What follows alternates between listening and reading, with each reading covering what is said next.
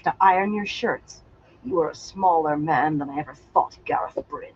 Do you expect me to trail after you like a camp follower when the army marches, hoping for more of your compliments? And you will not address me so, as woman. It sounds like here, dog. A vein started throbbing on Bryn's temple. It pleases me that you keep your word, Swan. And if the army ever does march, I expect you to continue keeping it. I never asked that oath of you. It was your own choice to try wriggling out of responsibility for what you did. You never thought you'd be called to keep it, did you? Speaking of the army marching, what have you heard while groveling for the Aes Sedai and kissing their feet? In one heartbeat, Swan went from fiery rage to icy calm. That is no part of my oath. You might have thought her a young Aes Sedai, standing there straight-backed with that coolly arrogant defiance, one who had not worked with the power long enough to take on agelessness. I will not spy for you. You serve the Hall of the Tower, Gareth Bryn, on your oath. Your army will march when the Hall decides.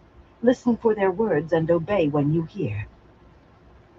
The change in Bryn was as lightning quick. You would be an enemy worth crossing swords with, he chuckled admiringly. You would be a better. That fast, the chuckle faded back into a glower. The Hall, is it? Bah! You tell Shiriam she might as well stop avoiding me. What can be done here has been done. Tell her a wolfhound kept in a cage might as well be a pig when the wolves come. I didn't gather these men to be sold at market. With a short nod, he went striding off through the crowd. Swan stared after him, frowning. What was all that about? Nynaeve asked, and Swan gave a start. None of your business is what it was, she snapped, smoothing her dress. You would have thought Nynaeve had sneaked up on her purposely. The woman always took everything personally. Let it pass, Nynaeve said levelly. She was not going to let herself be led off down a side trail. What I won't let pass is studying you. She was going to do something useful today if it killed her. Swan opened her mouth, looking around. No, I don't have Marigan, and right now I don't need her. You've let me near you twice. Twice! Since I found a clue that something in you might be healed. I mean to study you today, and if I don't, I will tell Shiriam you're disobeying her orders to make yourself available. I swear I will. For a moment she thought he was going to dare her to do her worst, but at last Swan said grudgingly, This afternoon. I'm busy this morning, unless you think what you want is more important than helping your Two Rivers friend. Nynaeve stepped closer. No one in the street was paying him any mind beyond a glance in passing, but she lowered her voice anyway. What are they planning about him? You keep saying they haven't made up their minds what to do, but they must have come to some conclusion by now. If they had, Swan would know of it, whether she was supposed to or not. Abruptly, Lyanna was there, and Nynaeve might as well not have spoken. Swan and Lyanna glared at one another, stiff-backed as two strange cats in a small room. Well, Swan muttered with a tight jaw. GoPro wasn't cooperating, so I had Lyanna to switch sniffed, it up. and her curls swung as she tossed her head. A sneer twisted her lips, yet her words did not match expression or tone. I tried to talk them out of it, she spat, but softly. Only they had not listened to you enough to even consider it. You won't be meeting the wise ones tonight. Fish guts, Swan growled, and turning on her heel, she stalked away, but no more quickly than Lyanna in the opposite direction. Nynaeve almost threw up her hands in frustration, talking as if she were not there, as if she did not know exactly what they were talking about, ignoring her. Swan had better appear this afternoon as promised, or she would find a way to wring her out and hang her up to dry. She jumped as a woman spoke behind her. Those two should be sent to Tiara for a sound switching. Lelaine stepped up beside Nynaeve, looking first after Swan, then Lyanna. Going around, sneaking up on people. There was no sign of Logang or Buren or the Altaran nobles. The Blue Sister shifted her shawl. They are not what they were, of course, but one would think they could retain a little decorum. It will not do if they actually come to hair-pulling in the street. Sometimes people just rub one another the wrong way, Nynaeve said. Swan and Liana worked so hard to maintain their fiction, the least she could do was support it. How she hated people sneaking up on her. Liana eyed Nynaeve's hand on her braid, and she snatched it away. Too many knew about that habit, a habit she had tried hard to break. But what the Aes Sedai said was, "Not when it impinges on the dignity of Aes Sedai, child. Women who serve Aes Sedai should show some reserve in public, however silly they are in private." There was certainly nothing to be said to that. Nothing safe, anyway. "Why did you come in where I was showing you a game just now?" "I thought the room was empty, Aes Sedai," Nynaeve said hastily.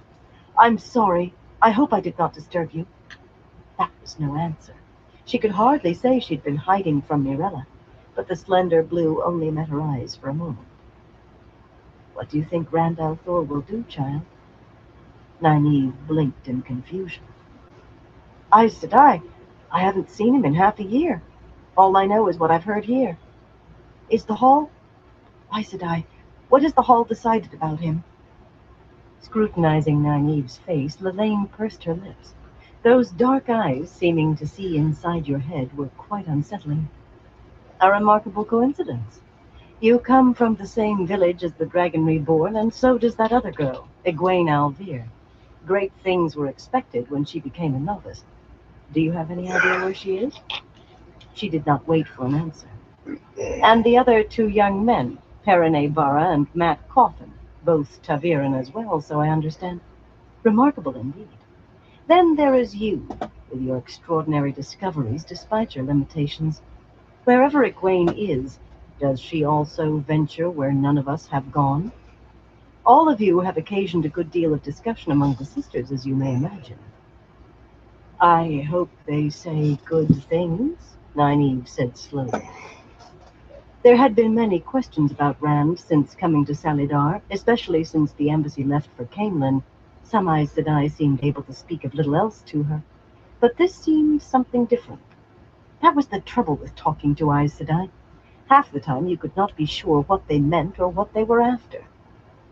"Do you still have hopes of healing Swan and Liana, child?" Nodding as if Nynaeve had answered, Lelaine sighed. "Sometimes I think Mirella is right. We indulge you too much. Whatever your discoveries, perhaps we should put you in Theodrin's charge until your block against channeling at will is broken. Considering what you have done in the last 2 months, think what you could do then." Gripping her braid unconsciously, Nynaeve tried to get a word in edgewise, a carefully framed protest, but Lelaine ignored the attempt, which was probably for the best. "You do Swan and Liana no favors, child. Let them forget who and what they were and be content with who and what they are. From the way they behave, the only thing that keeps them from forgetting completely is you and your foolish attempts to heal what cannot be healed. They are no longer Aes Sedai. Why hold out false hope?" There was a hint of compassion in her voice, and a tinge of contempt, too. Those not Aes Sedai were less, after all, and Swan and Liana's ruse had definitely painted them among the least. Plus, of course, no few here in Salidar blamed the Tower's troubles on Swan, on her plotting while Amyrlin.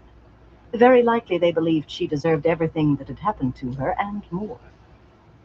What had been done complicated the whole thing, though. Stilling was rare. Before Swan and Liana, no woman had been tried and stilled in 140 years, and none burned out in at least a dozen. A stilled woman usually tried to get as far from Aes Sedai as she could. No doubt if Lelaine had been stilled, she would want to forget being Aes Sedai if she could.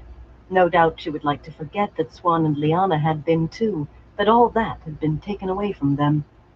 If they could be seen as two women never able to channel, never Aes Sedai, a good many Aes Sedai would be more comfortable. "Shiriam Sedai has given me permission to try," Nynaeve said, as firmly as she dared to a full sister. Lelaine held her eyes until she let her gaze drop. Her knuckles whitened around her braid before she could let go, but she kept her face smooth. Trying to trade stares with an Aes Sedai was a woolhead's trick, Foreign accepted. "We are all fools sometimes, child," Yet a wise woman learns to limit how often. Since you seem to have finished breakfast, I suggest you rid yourself of that mug and find something to do before you find yourself in hot water instead. Have you ever considered cutting your hair short? No matter. Off with you. Nynaeve dropped a curtsy, but it was being made to the Aes Sedai's back before she reached the bottom of it. Safe from Lelane's eyes, she glowered at the woman. Cut her hair? She lifted her braid and shook it at the retreating Aes Sedai.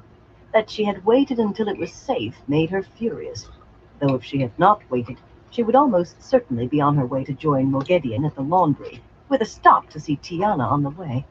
Not sitting here in Salidar doing nothing. For all practical purposes, it seemed she was, no matter what she and Elaine managed to pull out of Morgedion. Amid Aes Sedai who did nothing except talk and wait, while the world went on its way to ruin without them, and Lelaine thought she should cut her hair. She had pursued the Black Aja, been captured and escaped, captured one of the Forsaken in turn. Well, none of them knew that. Helped the Panarch of Tarabon regain her throne, however briefly, and now all she did was sit and take credit for what she could shake loose from Morgedion. Cut her hair? She might as well shave herself bald for all the good it would do. She caught sight of Dagdara Finchie striding through the throng, as wide as any man in the street and taller than most, and the round-faced yellow made her angry too. One reason she had chosen to remain in Salidar was to study with the yellows, for they knew more of healing than anyone else. Everyone said so.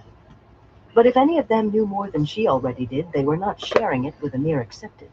The yellows should have been the most welcoming to her desire to heal anything and everything, even stilling, but they were the least. Dagdara would have had her scrubbing floors from sunup to sundown until she gave up foolish notions and wasting time, if Shiriam had not intervened, while Nisao Dachen, a diminutive yellow with eyes that could drive nails, refused to even speak to Nynaeve as long as she persisted in trying to alter how the pattern has been woven. To top it all off, her weather sense still told her a storm was on its way, closer now, while the cloudless sky and burning sun taunted her. Muttering to herself, she tucked the clay mug into the back of a passing woodcart and set off weaving through the crowded street. There was nothing to do except keep moving until Morgedion was free, and the light knew how long that would be. A whole morning wasted, added to a string of wasted days. Many of the Aes Sedai nodded and smiled at her, but by the simple expedient of smiling back apologetically and quickening her step for a few paces, as if hurrying somewhere, she avoided stopping for the inevitable questions about what new things they might expect out of her. In her present mood, she might just tell them exactly what she thought, which would be foolish in the extreme. Doing nothing. Asking her what Rand was going to do. Telling her to cut her hair. Bah! Of course, they were not all smiles. Not only did Nisao look right through Nynaeve, Nynaeve had to step nimbly out of the way before the tiny woman walked right over her. And the haughty, pale-haired Aes Sedai with a prominent chin, guiding a tall roan gelding through the crowd, cast a sharp blue-eyed frown at her as she rode by. Nynaeve did not recognize her. The woman was perfectly neat in a riding dress of pale gray silk, but the light linen dust cloak folded in front of her saddle spoke of travel and named her a new arrival. Adding to the likelihood that she was new come, the lanky green-coated warder at her heels on a tall gray warhorse looked uneasy. Warders never looked uneasy, but Nynaeve supposed joining a rebellion against the tower might make for an exception. Light! Even new arrivals came ready to put her back up. And then there was scar-faced Uno, his head shaven except for a topknot, and his missing eye covered by a patch, painted with a hideous glaring red replacement. Pausing in the leather-lunged flaying of an abashed young man in plated mail armor, who stood holding the reins of a horse with a lance lashed to the saddle, Uno directed a warm grin in Nynaeve's direction. Well, it would have been warm without the eye patch. Nynaeve's grimace made him blink and hurry back to dressing down the soldier. It was not Uno or his eye patch that soured her stomach. Not exactly. He had accompanied her and Elaine to Salidar, and once promised to steal horses. Borrow, he called it, if they wanted to leave. No chance of that now. Uno wore a band of golden braid on the cuffs of his worn dark coat now. He was an officer, training heavy cavalry for Gareth Bryn, and much too caught up in it to bother himself with Nynaeve. No, that was not true. If she said she wanted to go, he would procure horses in a matter of hours, and she would ride with an escort of top-knotted Shienarans who had given their allegiance to Rand, and were only in Salidar because she and Elaine brought them there. Only she would have to admit she had been wrong in deciding to stay, admit she had been lying all those times she had told him she was happy right where she was. Making those admissions was just beyond her. Uno's main reason for staying was that he thought he should look after her and Elaine. He would hear no admissions from her. The whole thought of leaving Salidar was a new one, sparked by Uno, and it set her thinking fiercely. If only Tom and Julian had not gone jaunting off to Amadisia. Not that they had made the trip for the fun of it, really. Back in the days when it seemed the Aes Sedai here might really do something, they had volunteered to scout out what was going on across the river. Meaning to penetrate as far as Amador itself, they had been gone well over a month, and would not return for days more at best. They were not the only scouts, of course. Even Aes Sedai and warders had been sent, though most of those were aimed farther west, at Tarabon. A show of doing something, and the delay before any could return with word was a good excuse to wait. Nynaeve wished she had not let the two men go. Neither would have, had she said no. Tom was an old glee man, though he had once been considerably more, and Julian a thief-taker from Tyr, both competent men who knew how to handle themselves in strange places, and handy in a number of ways. They had accompanied her and Elaine to Salidar too, and neither would have asked questions if told she wanted to leave. Undoubtedly they would have said a good deal behind her back, but not to her face, the way Uno would.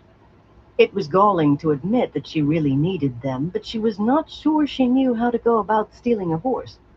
In any case, an accepted would be noticed fooling around the horses, in the stables as much as out on the soldiers' picket lines, and if she changed out of the banded white dress, she would certainly be seen and reported before she got anywhere near a horse. Even if she managed it, she would be pursued. Runaway accepted, like runaway novices, were almost always brought back to face punishment that erased any thought of a second attempt. When you began training to be Aes Sedai were not finished with you until they said they were. It was not fear of punishment that held her, of course. What was a switching or two against the chance of being killed by the Black Aja or facing one of the Forsaken? It was just a matter of whether she really wanted to go. Where would she go, for instance? To Rand in Caemlyn? Egwene in Cairhien? Would Elaine come? Certainly if they went to Caemlyn. Was it a desire to do something, or fear that Moghedien was going to be discovered?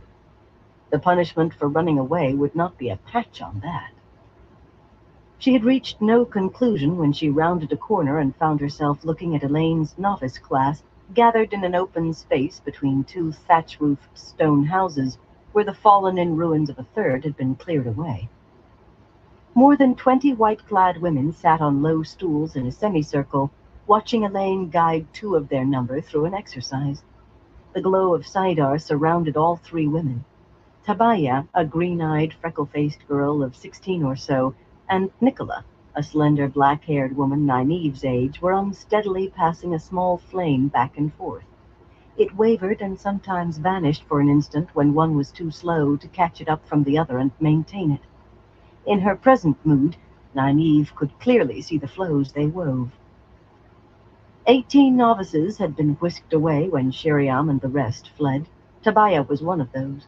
But most in this group were like Nicola, newly recruited since the Aes Sedai established themselves in Salidar. Nicola was not the only woman there older than usual for a novice. A good half were. When Nynaeve and Elaine went to the tower, Aes Sedai rarely tested women much older than Tabaya. Nynaeve had been remarked for her age as much as for being a wilder. But perhaps in desperation, the Aes Sedai here had expanded their testing to women even a year or two beyond Nynaeve. The result was that Salidar now held more novices than the White Tower had for years. That success had made the Aes Sedai send sisters out across Altara in a village-by-village search. Do you wish you were teaching that class? The voice at her shoulder made Nynaeve's stomach turn over. Twice in one morning. She wished she had some goose mint in her belt pouch. If she kept letting herself be taken by surprise, she was going to end up sorting papers for a Brown yet. Of course, the apple-cheeked Domani woman was not Aes Sedai. Back in the tower, Theodrin would have been raised to the shawl already, but here she'd been raised to something more than accepted, less than a full sister. She wore her great serpent ring on her right hand, not her left, and a green dress that went well with her bronze coloring, but she could not choose an aja or wear the shawl. I have better things to be about than teaching a bunch of thick-headed novices. Theodrin only smiled at the tartness in Nynaeve's voice. She was quite nice, really. A thick-headed accepted to teach thick-headed novices? Usually she was nice. Well, once we have you where you can channel without being ready to thump their heads, you will be teaching novices too. And I would not be surprised if you were raised soon after the things you've been discovering. You know, you have never told me what your trick was. Wilders almost always had some trick they had learned, the first unveiling of the ability to channel.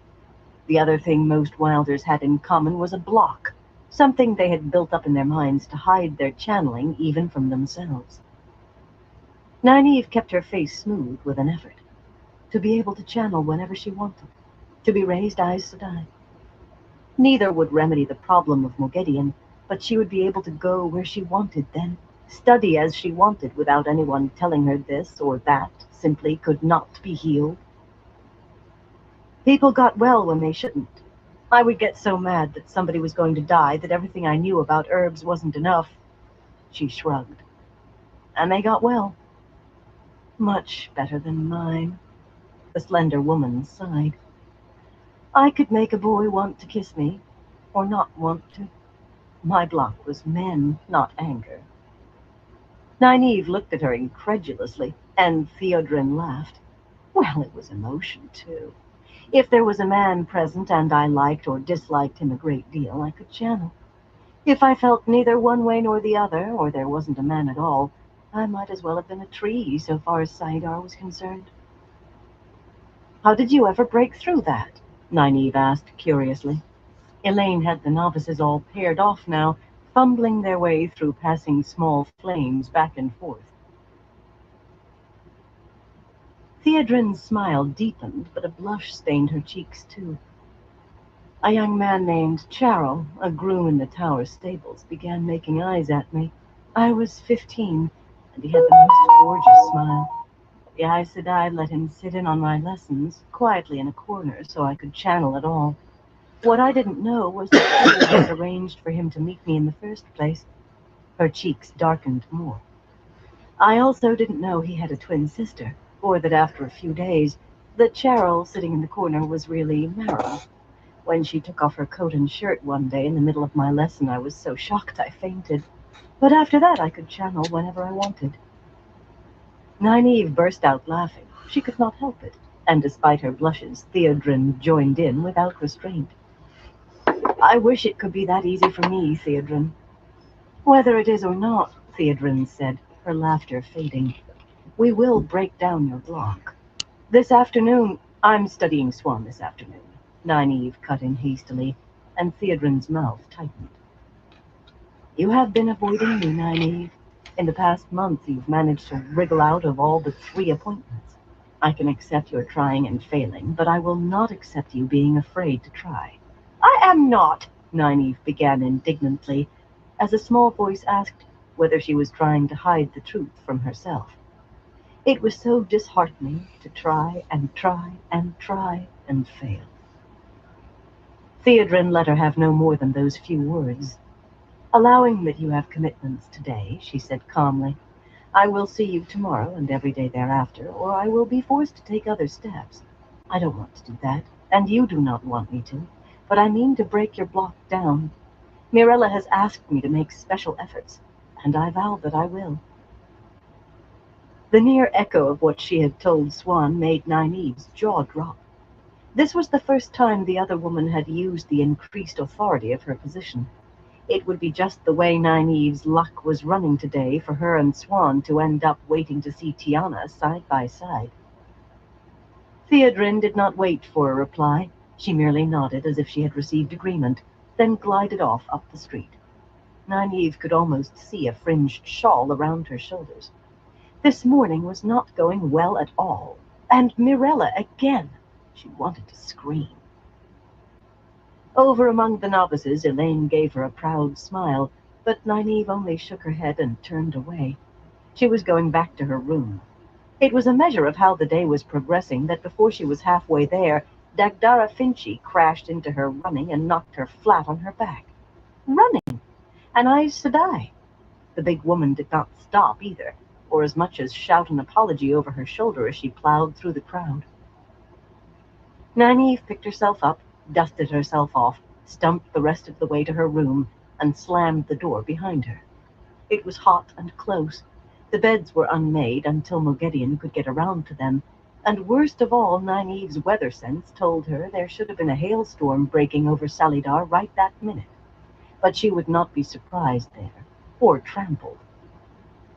Flinging herself down atop her rumpled sheets, she lay fingering the silver bracelet, thoughts skittering from what she might manage to dig out of Moghedien today to whether Swan would appear that afternoon, from land to her block to whether she was going to stay in Salidar. It would not be running away, really. She would probably go to Cainlan, to Rand. He did need somebody to keep his head from swelling too big, and Elaine would like that. She just wished leaving, not running away, had not begun to seem even more attractive after Theodrin announced her intentions. She expected to have some sign in the emotions oozing through the Idam that Moghedien was finished with her work, and to have to go as she often hid when she was sulking. But the shame and outrage never decreased, and the door banging open came as a complete surprise. "So there you are," Moghedien grated. "Look!" She held up her hands. "Ruined!" To Nynaeve, they looked no different from any hands that had been doing laundry, white and wrinkled, true, but that would fade. "It is not enough that I must live in squalor, fetching and carrying like a servant. Now I'm expected to labor like some primitive—" Nynaeve cut her off by a simple expedient. She thought of one quick stroke of a switch, what it felt like, then shifted the thought into the part of her mind that held Moghedien's received emotions. The other woman's dark eyes widened, and her mouth clamped shut, lips compressing. Not a hard blow, but a reminder. "Close the door and sit down," Nynaeve said. "You can make the beds later. We are going to have a lesson." "I am used to better than this," Moghedien grumbled as she complied. "A night laborer in Tojar was used to better." "Unless I miss my guess," Nynaeve told her sharply. "A night laborer in wherever didn't have a death sentence hanging over his head. Anytime you want it, we can tell Shiriam exactly who you are." It was pure bluff. Nynaeve's stomach clenched up in a burning ball at the mere thought, but a sickening flood of fear roared out of Moghedien. Nynaeve almost admired how steady the woman's face remained. Had she felt like that, she would have been shrieking and gnashing her teeth on the floor. "What do you want me to show you?" Moghedien said in a level tone. They always had to tell her what they wanted out of her. She practically never volunteered anything unless they pressed her to a point Nynaeve considered the brink of torture. "We'll try something you haven't been very successful with teaching. Detecting a man's channeling." So far, that was the only thing she and Elaine had not been able to pick up quickly. It could be useful if she did decide to go to Cainlan. "Not easy, especially with no man to practice on. A pity you haven't been able to heal Loghain." There was no mockery in Moghedien's voice or on her face, but she glanced at Nynaeve and hurried on. "Still, we can try the forms again." The lesson truly was not easy. It never was, even with something Nynaeve could learn right away once the weaves became clear. Moghedien could not channel without Nynaeve allowing her to, without Nynaeve guiding her, in fact. But in a new lesson, Moghedien had to give the lead for how the flows were to go. It made a pretty tangle, the main reason they were not able to learn a dozen new things from her every day. In this case, Nynaeve already had some idea of how the flows were woven, but it was an intricate lacework of all of the 5 powers that made healing seem simple, and the pattern shifted at blinding speed. Its difficulty was the reason it had never been used very often, Moghedien claimed. It also gave you a grinding headache if kept up very long. Nynaeve lay back on her bed and worked at it as hard as she could, though. If she did go to Rand, she might need this, and there was no telling how soon. She channeled the flows all by herself, too. An occasional thought of Lan or Theodrin kept her anger twisted up tight enough. Sooner or later, Moghedien was going to be called to account for her crimes, and where would Nynaeve be then, used to drawing on the other woman's power whenever she wanted? She had to live and work with her own limits. Could Theodrin find a way to break her block? Lan had to be alive so she could find him. The ache became a pain that bored at her temples. A tightness appeared around Moghedien's eyes, and she rubbed at her head sometimes, but underneath the fear the bracelet carried a current of what almost seemed contentment. Nynaeve supposed that even when you did not want to teach, it must bring a certain satisfaction. She was not sure she liked Moghedien displaying such a normal human response. She was not sure how long the lesson went on, with Moghedien murmuring, "Almost," and "Not quite," but when the door banged open again, she nearly lifted straight up off the mattress. The sudden bolt of fear from Moghedien would have accompanied howling in another woman. "Have you heard, Nynaeve?" Elaine asked, pushing the door to. "There's an emissary from the tower, from Elida." Nynaeve forgot the words she would have shouted if her heart had not been clogging her throat. She even forgot her headache. "An emissary? You're sure?" "Of course I'm sure, Nynaeve. Do you think I'd come running for gossip? The whole village is aflutter." "I don't know why," Nynaeve said sourly. The grating inside her skull was back, and all the goose mint in her scrip of herbs under the bed would not have quieted the burning in her stomach. Would the girl never learn to knock? Moghedien had both hands pressed to her belly as though she could use some goose mint as well. "We did tell them Elida knew about Salidar." "Maybe they believed us," Elaine said, dropping onto the foot of Nynaeve's bed. "And maybe they didn't, but this drove it home. Elida knows where we are, and likely what we are up to. Any of the servants could be her eyes and ears, maybe even some of the sisters. I caught a glimpse of the emissary, Nynaeve. Pale yellow hair and blue eyes that could freeze the sun. A red named Tarna Fear, Phaelane said. One of the warders who was keeping guard escorted her in. When she looks at you, she could be looking at a stone." Nynaeve looked at Moghedien. "We're done with the lesson for now. Come back in an hour and you can make the beds." She waited until Moghedien had gone, tight-lipped and gripping her skirts in fists, then turned to Elaine. "What message did she bring?" "They certainly didn't tell me, Nynaeve. Every Aes Sedai I passed was wondering the same thing. I heard when Tarna was told she'd be received by the Hall of Towers, she laughed, and not as if she was amused. You do not think—" Elaine chewed at her underlip for a moment. "You don't think they could really decide to go back?" Nynaeve said incredulously. "Elida will want them to come the last 10 miles on their knees and the final mile on their bellies. Even if she didn't, even if this red says, 'Come home, all is forgiven and dinner's waiting,' do you think they could brush aside low games so easily?" "Nynaeve, Aes Sedai could brush aside anything to make the White Tower whole again. Anything. You don't understand them the way I do. There were Aes Sedai in the palace from the day I was born. The question now is, what is Tarna saying to the Hall, and what are they saying to her?" Nynaeve rubbed her arms irritably. She had no answers, only hopes, and her weather sense told her that that hailstorm that was not there was beating the roofs of Salidar like drums. The feeling went on for days. Chapter 9. Plans. "You had these illuminators brought to Amador?" Many would have flinched to hear such a cold tone from Pedro now, but not the man standing on the inlaid golden sunburst before Niall's plain high-backed chair. He exuded confidence and competence. Niall continued. There is a reason I have 2,000 of the children guarding the border with Terabon, Omerna. Terabon is quarantined. No one is allowed to cross the border. Not a sparrow would cross if I had my way. Omerna was the picture of what an officer of the Children of the Light was supposed to be. Tall and commanding, with a bold, fearless face, a strong chin, and waves. Oh, God damn it. His dark eyes seemed more than capable of surveying the harshest battlefield undismayed, as indeed they had. At the moment, they seemed to indicate deeply considered thought. The white and gold tabard of a Lord Captain, anointed of the light. Give me 1 second, everyone. My Lord Captain Commander, they wish to establish a chapter house here. Even his voice, deep and mellifluous, fit the image. Illuminators travel everywhere. It should be possible to slip agents among them easily.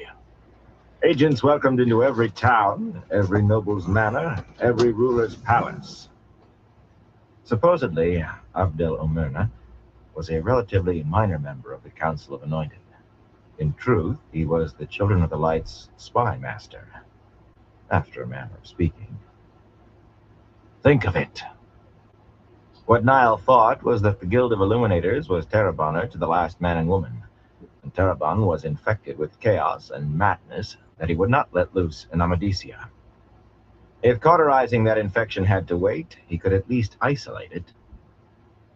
They will be treated like anyone else who slips through Omerna. Kept under guard, allowed to talk to no one, and escorted out of Amadisia without delay. If I may insist, my Lord Captain Commander, their usefulness is worth the little gossip they might spread.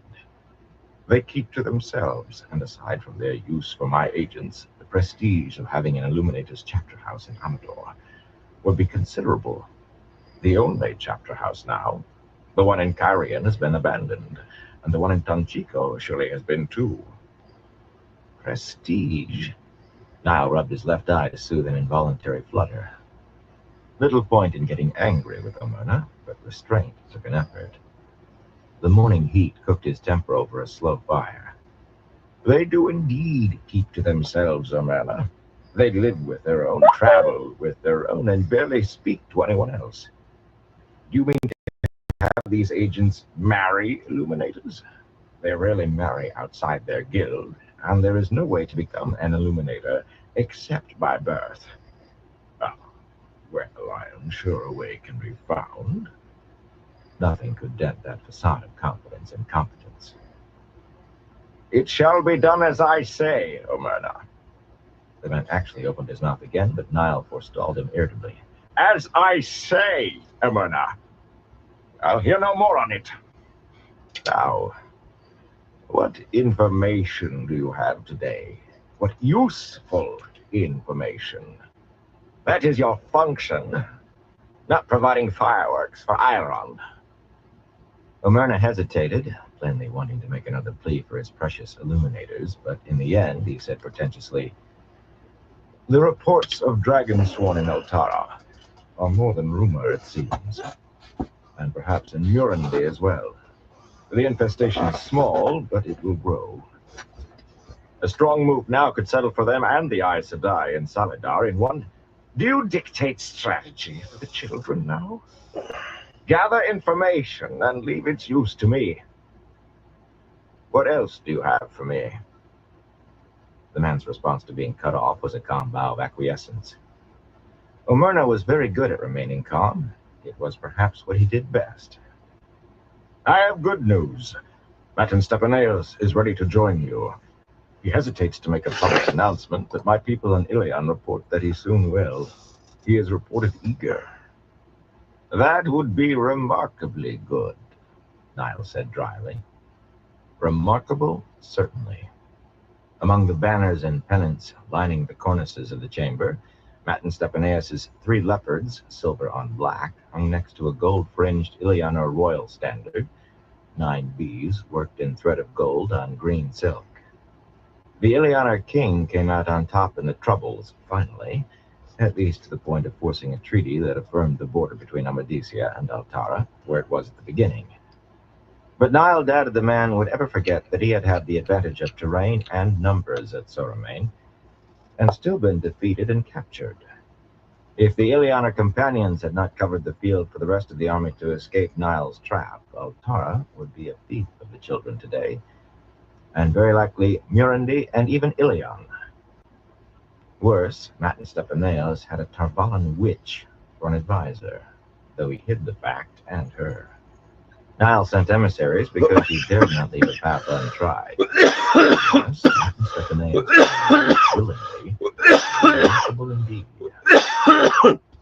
Continue, and be brief. I have a busy day today, and I can read your written reports later. Despite those instructions, Elmyrna's rendition was long, delivered in a sonorous voice, full of certainty. Althor had barely extended his control in Andor beyond Camelin. His lightning onslaught was clearly stalled at last, as Elmyrna carefully pointed out that he had predicted. There was little chance the Borderlands would join the children against the false dragon anytime soon. Lords in Shinar, Arafel, and Kandor were taking advantage of the Blight's quiet to rebel, and the Queen of Saldaea had gone into seclusion in the country in fear of the same, according to Elmyrna. His agents were at work, however, and the Borderlands rulers would be brought to heel as soon as these small rebellions were quashed. On the other hand, the rulers of Murundi, Altara, and Giladon were ready to fall into line, though making ambivalent noises at present to soothe the Tarvalan witches. Aleandra of Giladon knew her throne was shaky, knew she needed the children to avoid plummeting as abruptly as her predecessors, while both Tylan of Altara and Rodran of Murundi hoped that the children's weight would make them more than figureheads at last. Plainly, the man considered those lands already as good as in Niall's coat pocket. Within Amadisia, the picture was even better, by Elmyrna's reckoning. Recruits flocked to the children's banners in greater numbers than for years. Strictly speaking, this was none of Elmyrna's concern, but he always larded his reports with any good news he could find. The prophet would not trouble the land much longer. At present, his rabble squabbled over looting villages and manors in the north, and might well scatter back into Giladon at the next push by Ileron soldiers. Little room remained in the jail because dark friends and Tarvalan spies were being captured and they could be hanged. The search for Tarvalan witches had found only 2 so far, but over 100 women had been put to the question, an indication of how vigilant the patrols were. And fewer refugees from Taraban were being apprehended, proof the quarantine was becoming more effective. Those caught were being thrown back into Taraban as fast as they could be taken back to the border. He hurried past that last, unsurprising given his stupidity with the Illuminators. Niall listened just enough to know where to nod. Elmyrna had been an adequate commander in the field, so long as someone told him what to do, but in his present position, his credulous stupidity was trying. He had reported Morgase dead, her corpse seen and identified beyond doubt, up to the very day Niall brought him face to face with her. He had ridiculed rumors that the Stone of Tyr had fallen, and still denied that the mightiest fortress in the world could have been taken by any outside force. There had been treason, he insisted, a High Lord who had betrayed the stone to Althor and Tarvalan. He maintained that the disaster at Falma and the troubles in Taraban and Aradaman were the work of artificial armies come back across the Arith Ocean. He was convinced that Swan Sanche had not been deposed at all, that Althor was insane and dying, that Tarvalan had murdered King Goldrian to deliberately set off the civil war in Kyrian, and that these 3 facts were somehow tied into those ridiculous rumors, always from somewhere conveniently far away, of people bursting into flame or nightmares leaping out of thin air and slaughtering whole villages. He was not sure how exactly, but he was working on a grand theory he promised to deliver any day. A theory that supposedly would unravel all the witches' schemes and deliver Tarvalan into Niall's hands. That was the way with Elmyrna. He either invented convoluted reasons for what happened, or else seized on gossip in the streets and swallowed it whole. He spent a good deal of his time listening to gossip, in manor houses and in the streets. Not only had he been seen drinking in the taverns with Hunters for the Horn, it was an ill-kept secret that he had laid out huge sums for no fewer than 3 supposed horns of a leer. Each time he had carried the thing off to the country and puffed on it for days, till even he had to admit that no dead heroes out of legend were going to come riding back from the grave. Even so, the failures were unlikely to stop him from future purchases in dark alleys or the back rooms of taverns. The simple form of it was this: where a spy master should doubt his own face in the mirror, O'Myrna believed anything.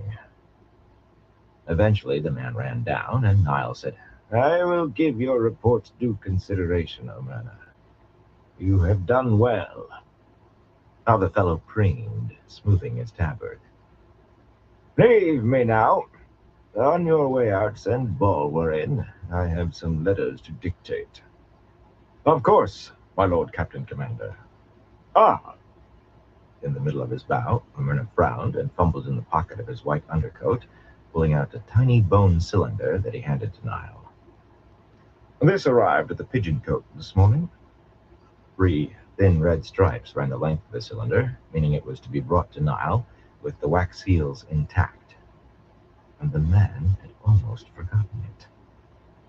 O'Myrna waited, no doubt hoping for a hint of what the cylinder contained, but Niall waved him toward the door. "Do not forget Bulwer. If Matin Stepaneos might join me, I must write and see if I can add a little weight to his making the right decision." O'Myrna had no choice but to make his bow anew and go. Even when the door closed behind the man, Niall only fingered the cylinder. These rare special messages seldom went to visitors. Rising slowly, of late he sometimes felt age in his bones, he filled the plain silver goblet with punch, but then left it sitting on the table and flipped open a folder of scroll-worked leather lined with linen. It contained a single sheet of heavy paper, crumpled and partly torn, a street artist's drawing in colored chalks of 2 men fighting in clouds, one with a face made of fire, the other with dark reddish hair. Althor. All his plans to hinder the false dragon had gone awry, all his hopes to slow the man's tide of conquest, to divert him. Had he waited too long? Let Althor grow too powerful? If so, there was only one way to deal with him quickly: the knife in the dark, the arrow from a rooftop. How long did he dare wait? Did he dare risk not waiting? Too much haste could spell disaster as surely as too long a delay. "My lord sent for me." Niall eyed the man who entered so silently. On the face of it, it hardly seemed possible that Bulwer could move without a dry rustle announcing his presence. Everything about him was narrow and pinched. His brown coat hung from knobby shoulders, and his legs looked like they might snap under his desiccated weight. He moved like a bird. "Do you believe the Horn of Valia will call dead heroes back to us, Bulwer?" "Perhaps, my lord," Bulwer said, folding his hands fussily. "Perhaps not. I would not count on it myself." Niall nodded. "And do you think Matin Stepaneos will join me?" "Again, perhaps. He will not want to finish dead or a puppet. His first and only concern is to hold on to the laurel crown, and the army gathering in Tyr must make him sweat for that." Bulwer smiled thinly, a bare compression of lips. "He has spoken openly about accepting my lord's proposal, but on the other hand, I just learned he has been communicating with the White Tower. Apparently he has agreed to something, though I don't yet know what." The world knew that Abdel O'Myrna was the children's spy master. Such a position should have been secret, of course, but stable boys and beggars pointed him out in the street, warily, lest the most dangerous men in Amadisia see them.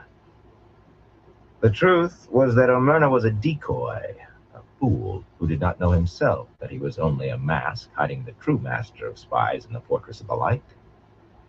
Seban Bulwer, Niall's prim, dried-up little secretary with his disapproving mouth. A man no one would ever suspect or credit if he was named to them. Where O'Myrna believed everything, Bulwer believed nothing, perhaps not even in Dark Friends or the Dark One. If Bulwer did believe in anything, it was looking over men's shoulders, listening to their whispers, rooting out their secrets. Of course, he would have served any master as well as he did Nile, but that was all to the good. What Bulwer learned was never tainted by what he knew had to be true or wanted to be true. Disbelieving everything, he always managed to root out truth. No more than I expected out of William Bulwer, but even he can be brought round.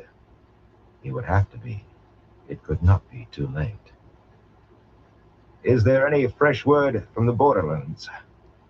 Not yet, my lord.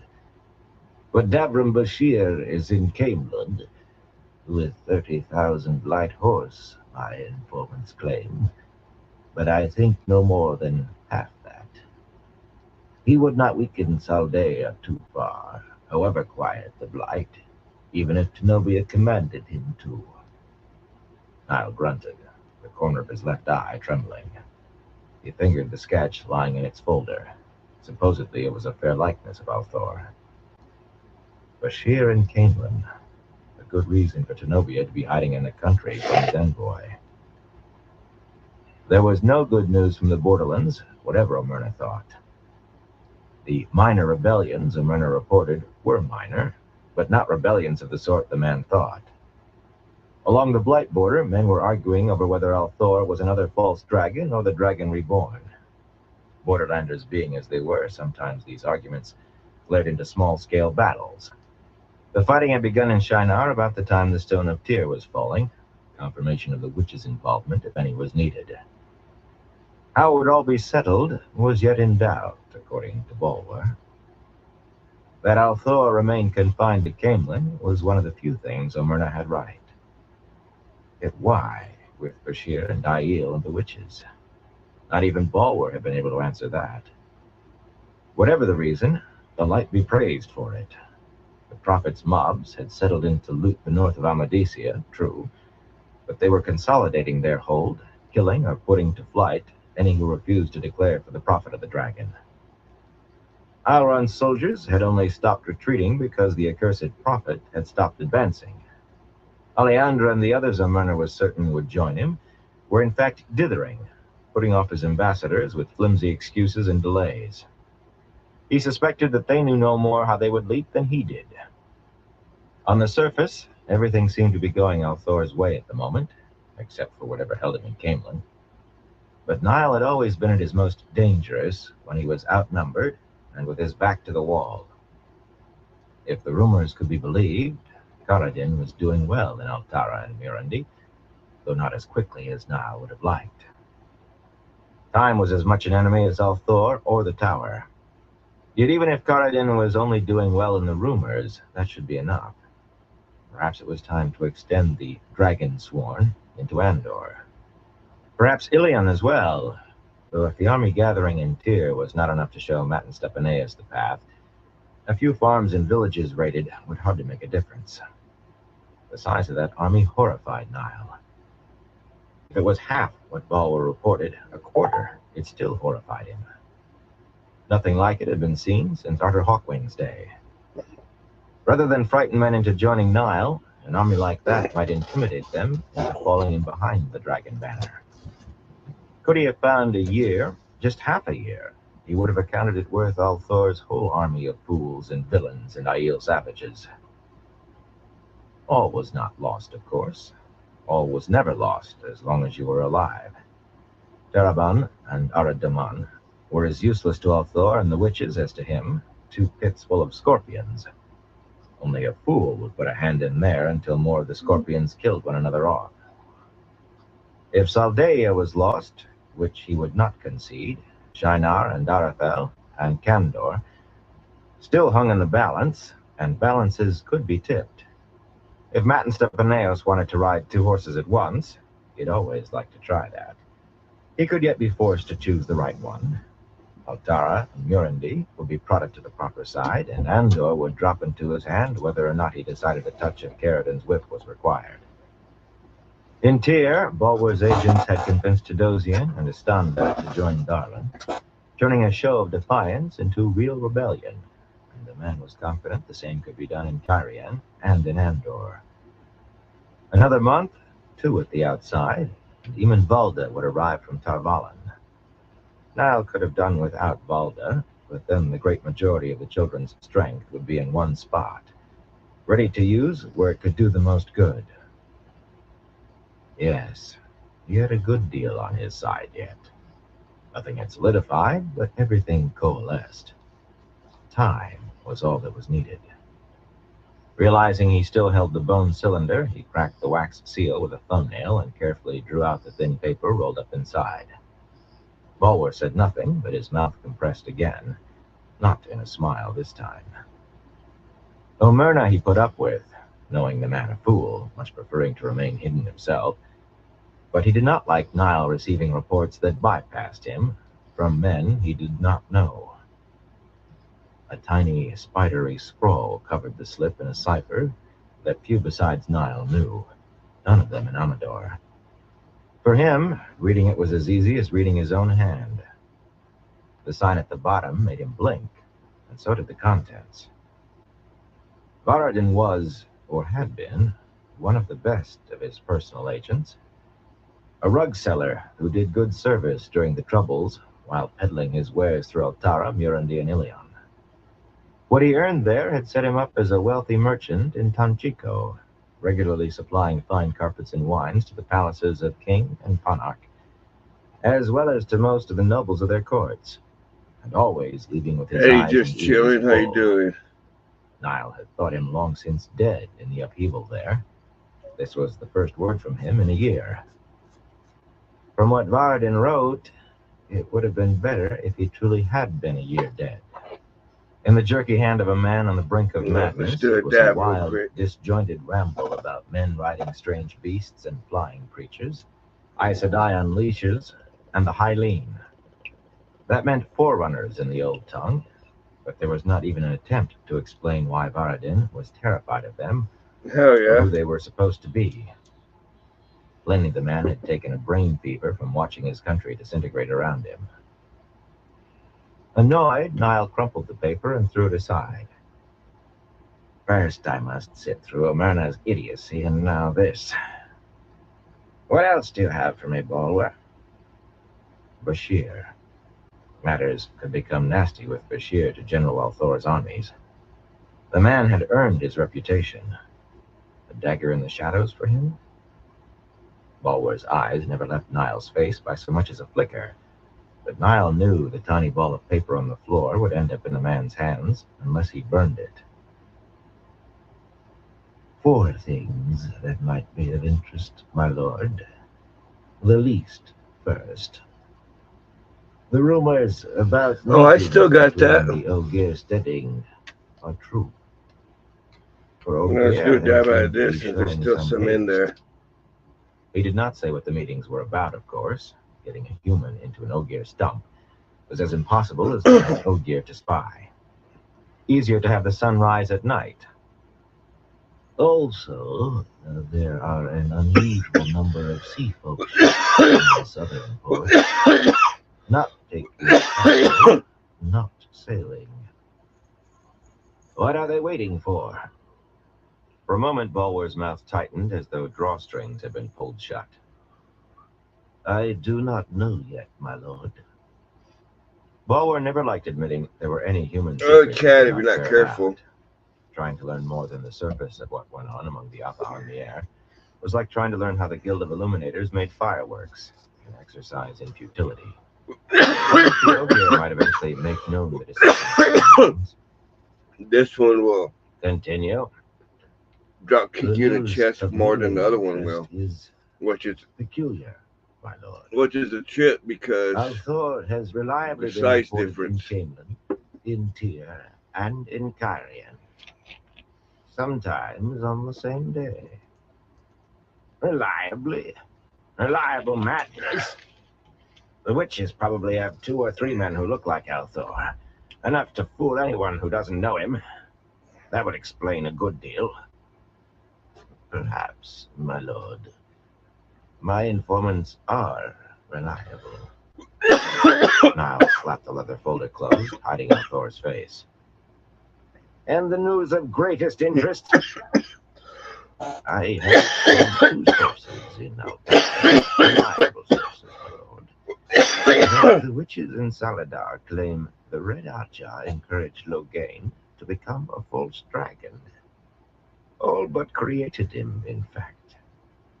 They have Logain in Saladar, or a man they say is Logain, and are showing him to nobles they bring there. I have no proof, but I suspect they are telling the same tale to any ruler they can reach. Frowning, Yeah, he's Niall doing studied good. the banners overhead. He's Those in his room represented right now. enemies from nearly every land. But yeah, he's been Not doing one pretty had ever good. defeated him twice, and few once. Uh, The We banners just were did all a faithful smoking to live him, today, but like him. other than that, But he's he been was doing a not lot too of fitted to see gaming an lives on end to what he had GTA. begun. Every banner taken in bloody battle, where you never really knew what was happening beyond sight of your own eyes, where certain victory and certain defeat could be equally ephemeral. The worst battle he had ever fought, armies blundering into one another in the night near mountains troubles, had been clear as a bright summer's day compared to the one he fought now. Could he have been wrong? Could the tower really be broken? A struggle of some sort between the Ajas? Over what? Althor? If the witches were fighting among themselves, there would be many in the children ready to advocate Karadin's solution. A strike to destroy Saladar, and as many of the witches as possible. Men who believed thinking of tomorrow was thinking ahead, but never considered next week or next month, let alone next year. Valda, for one. Perhaps it was just as well he had not reached Amador yet. For another, Radam Asanawa, the High Inquisitor of the Questioners. Valda always wanted to use an axe, even when a poignard was best for the task at hand. Asanawa just wanted every woman who had ever spent a night in the tower hanged as of yesterday, every book that mentioned Aes Sedai or the One Power burned, and the words themselves banned. Asanawa never had a thought beyond those goals, nor a care for costs. Niall had worked too hard, risked too much to allow this to become a struggle between the children and the tower in the eyes of the world. In truth, it did not matter whether he was wrong. If he was, it still could be very much to his advantage, perhaps more than if he was right. With a little luck, he could shatter the White Tower past repairing, splinter the witches into shards easily ground to dust. Althor would surely falter then, while remaining enough of a threat to be used as a goad. And he could hold closely to the truth, fairly closely. Without taking his eyes from the banners, he said, "The split in the tower is real. The Black Aja rose up.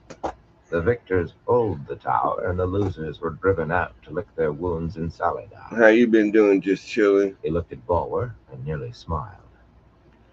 One of the children would have been protesting that there was no Black Aja, or rather, that all the witches were dark friends.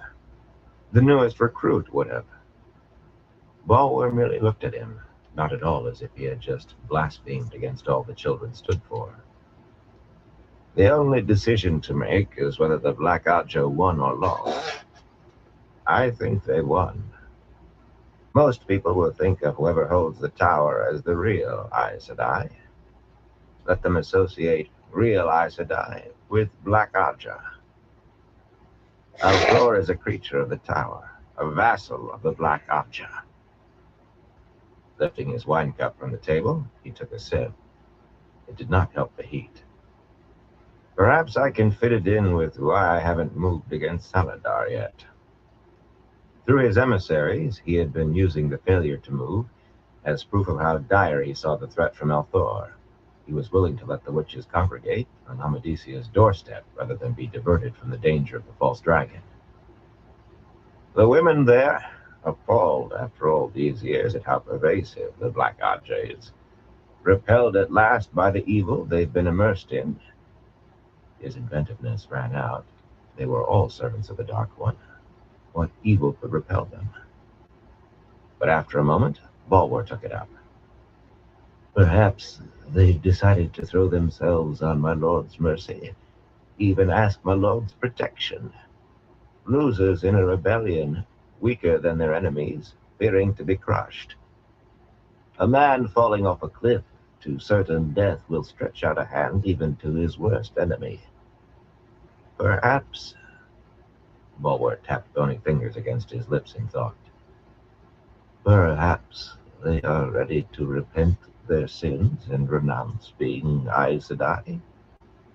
Niall stared at him. He suspected the Tavalan witch's sins were among the things Bulwer did not believe in. That is absurd, he said flatly. It's the sort of thing I might expect from Omerna. His secretary's face remained as prim as ever, but he began dry-washing his hands the way he did when he felt insulted. What my lord might expect to hear from him, but just the sort of thing that will be repeated where he does most of his listening, in the streets and where nobles gossip over wine. Absurdities are never laughed at there, only listened to. What is too absurd to believe is believed because it is too absurd to be a lie. How would you present it? I will start no rumor of the children dealing with the witches. It would only be a rumor, my lord. Niall's gaze hardened, and Bulwer spread his hands. As my lord wishes. Each retelling always adds embellishment, so a simple tale has the best chance of the core surviving. I suggest 4 rumors, my lord, not 1. The first, that the division in the tower was caused by a Black Abja uprising. The second, that the Black Abja won and controlled the tower. Third, the Aes Sedai and Saladar, repelled and horrified, are renouncing being Aes Sedai. And fourth, they have approached you, seeking mercy and protection. For most people, each will be a confirmation of the others. Tugging on his lapels, Bulwer gave a narrow, self-satisfied smile. Very good, Bulwer. Let it be so. Niall took a deeper drink of wine. The heat was making him feel his age. His bones seemed brittle, but he would last long enough to see the false dragon put down and the world united to face Tarmangaten. Even if he did not live to lead in the last battle, the light would surely grant him that much. And I want Elaine Trakand and her brother Gawain found, Bulwer, and brought to Amador. See to it. You may leave me now. Instead of going, Bulwer hesitated. My lord knows I never suggest any course of action. But you mean to suggest one now? What is it? Press Morgase, my lord. More than a month has passed, and she still considers my lord's proposal. Enough, Bulwer! Niall sighed. Sometimes he wished Bulwer were not an Amadisian, but a Kyrenian, who had taken in the game of houses with his mother's milk. Morgase is more committed to me every day, whatever she believes. I would like it better had she accepted immediately. I could have Andor raised against Althor today, with a thick leavening of children to stiffen it. But every day that she remains my guest ties her to me more tightly.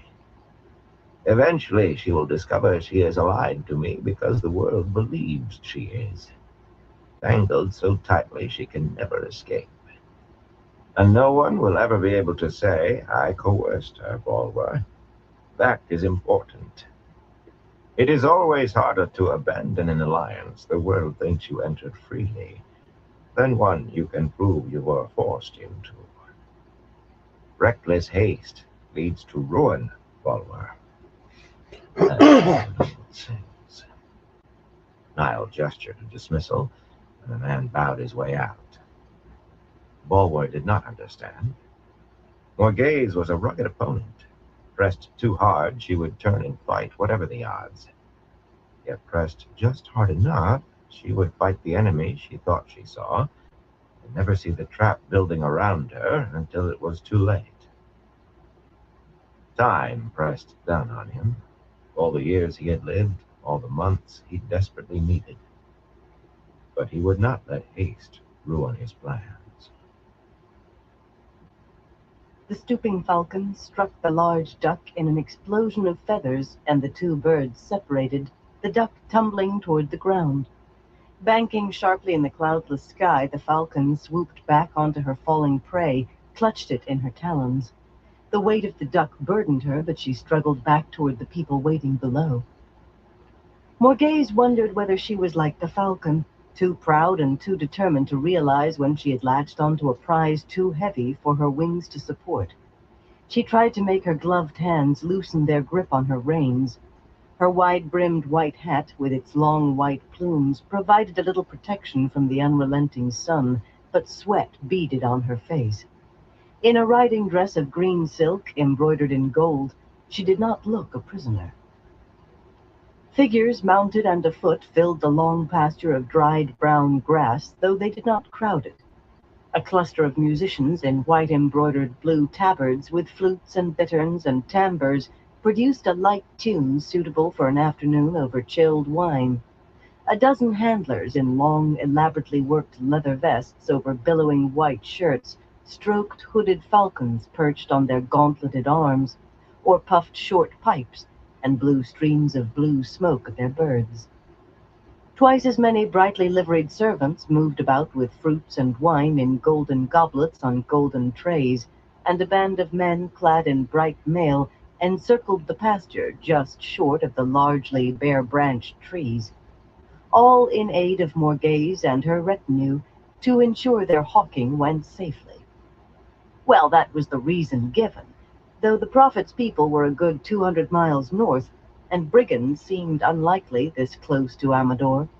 And despite the women clustered around her on their mares and geldings, in bright silk riding dresses and wide-brimmed hats resplendent with colored plumes, their hair in the long ringlets currently in fashion in the Amadisian court, Morghese's retinue in truth consisted of Basil Gill, awkward on his horse, off to one side, with his jerkin of metal discs straining around his girth over the red silk coat she had procured him, so he would not be outshone by the servants, and Piter Conal, even more awkward in a page's red and white coat, and displaying the nervousness he had shown since she added him to her party.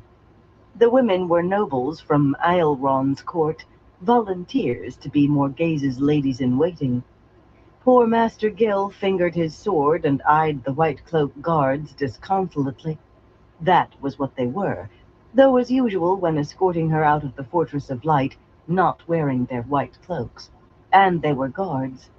If she tried to ride too far or remain out too long, their commander, a hard-eyed young man named Norowyn, who hated pretending to be other than a white cloak, would suggest that she return to Amador because the heat was growing too great, or because of a sudden rumor of bandits in the area. There was no arguing with 50 armored men, not with any dignity. Norowyn had come within a hair of taking her reins from her the first time. That was the reason she never let Talonvor accompany her on these rides. That young fool might insist on her honor and rights if there were 100 men against him. He spent his spare hours practicing the sword as though he expected to carve a way to freedom for her.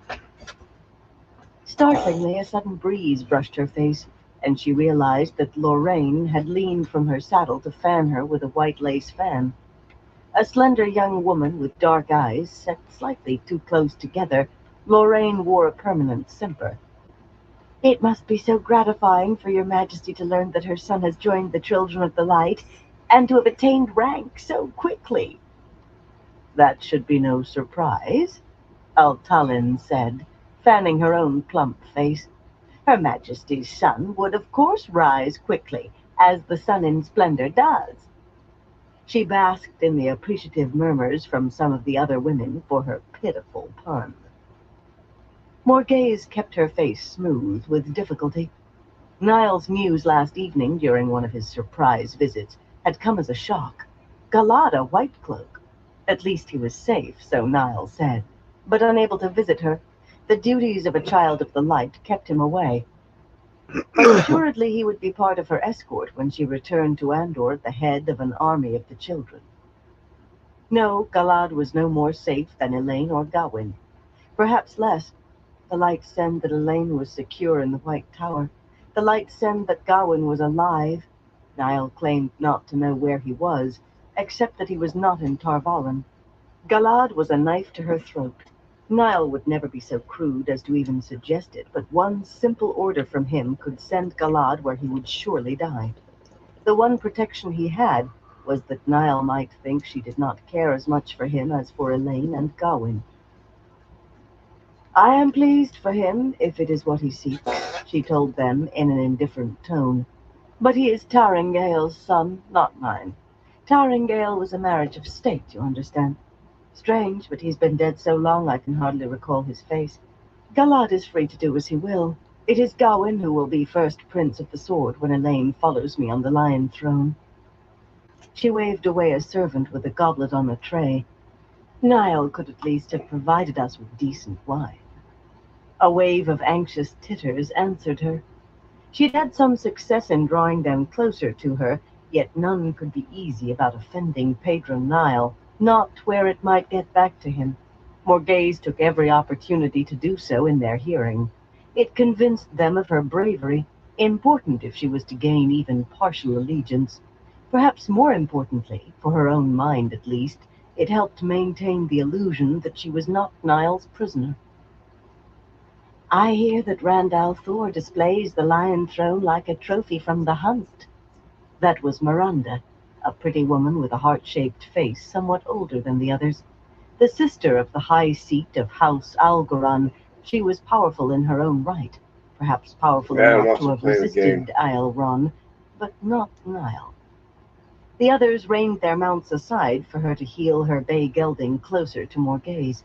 There was no question of gaining any sort of allegiance or friendship from Miranda.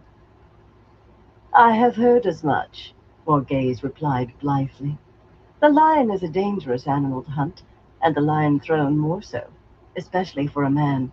It always kills men who seek it." Miranda smiled. "I also hear he gives high places to men who can channel." That produced uneasy glances among the other women, and a worried buzz. One of the younger women, Merowyn, slight and little more than a girl, swayed in her high-cantled saddle as if she might faint. News of Althor's amnesty had spawned frightening tales. Rumors only, Morghese fervently hoped. The light said it was all rumor. Men who could channel gathering in Camelin, carousing in the royal palace, terrorizing the city. "You hear a great deal," Morghese said. "Do you spend all your time listening at cracked doors?" Miranda's smile deepened. She had been unable to resist pressure to become one of Morghese's attendants, but she was powerful enough to show her displeasure without fear. She was like a thorn driven deep into the foot, impossible to dislodge, and giving a sharp jab at every step. "I have little time left from the pleasure of serving your Majesty to listen anywhere, but I do try to catch what news I can of Andor, so I may converse with your Majesty. I hear the false dragon consorts daily with Andoran nobles, Lady Aramilla and Lady Naean, Lord Jarin and Lord Lir, others friends of theirs." One of the falconers lifted a hooded, sleek gray bird with black wings up to Morghese. Silver bells on the falcon's jesses tinkled as she shifted on the handler's gauntlet. "Thank you, but I have had enough of hawking for today," Morghese told him, then raised her voice. "Master Gil, gather the escort. I am returning to the city." Gil gave a start. He knew very well that all he was there for was to ride at her heels, but he began waving and shouting orders to the White Cloaks as if he believed they would obey. For her part, Morghese turned her black mare immediately. She did not take the animal faster than a walk, of course. Norwin would have been on her like a flash if he saw a possibility she was considering escape. As it was, the cloakless white cloaks were galloping to form up their escort before the mare had gone 10 steps, and before she reached the edge of the meadow, Norwin was at her side, a dozen men ahead and the rest close behind. The servants and musicians and falconers were left to gather themselves up and follow as quickly as they could. Gil and Piter took their places behind her, and then came the ladies-in-waiting. Miranda wore her smile like a badge of triumph now, though some of the others frowned in disapproval. Not too openly. Even if she had had to yield to Nile, the woman was a force to be reckoned with in Amadisia. But most of them did try to do their best at a task they did not want. For the greater part, they would likely have attended Morghese willingly. It was residing inside the Fortress of the Light they did not like. Morghese would have smiled herself if she could be sure Miranda would not see it. The only reason she had not insisted weeks ago that the woman be sent away was how free she was with her tongue. Miranda enjoyed pricking her with how far Andor had fallen from her grasp, but the names she chose were a balm to Morghese. All men and women who had opposed her during the succession, all sycophants of Gabriel. She expected no less of them and no more. Had Miranda named others, the result would have been different.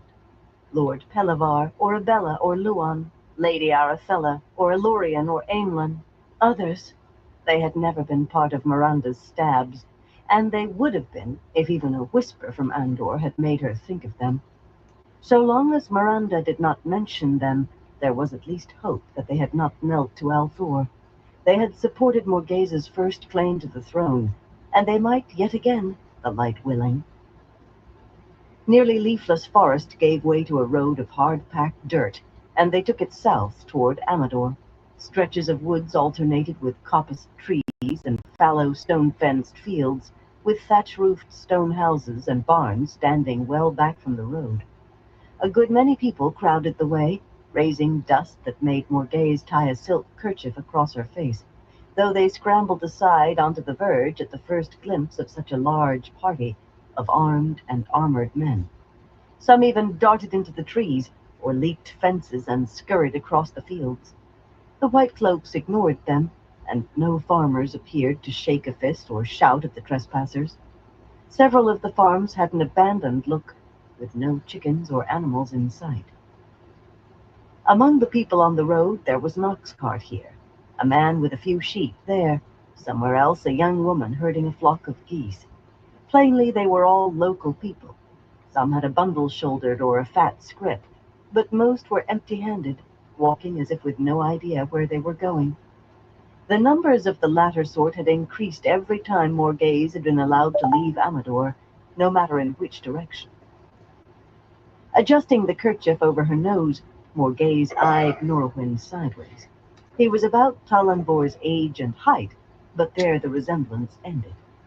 Red-faced under his burnished conical helmet and peeling from the sun, he had never been handsome. A lanky build and a thrusting nose made her think of a pickaxe. Every time she left the Fortress of the Light, he led her escort, and every time she tried to engage him in conversation, white cloak or not, every inch she could shift him from being her jailer was a victory.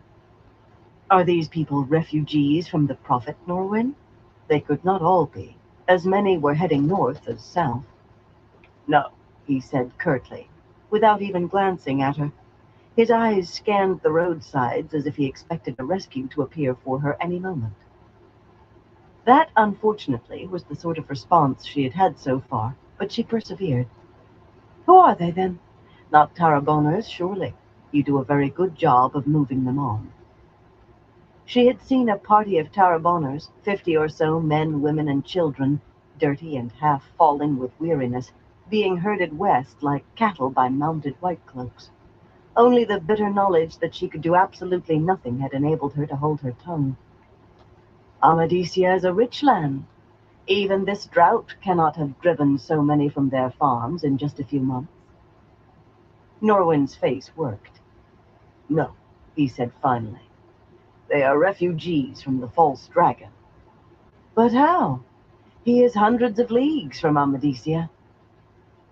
Again a struggle was plain on the man's sunburned face, either for words or against speaking.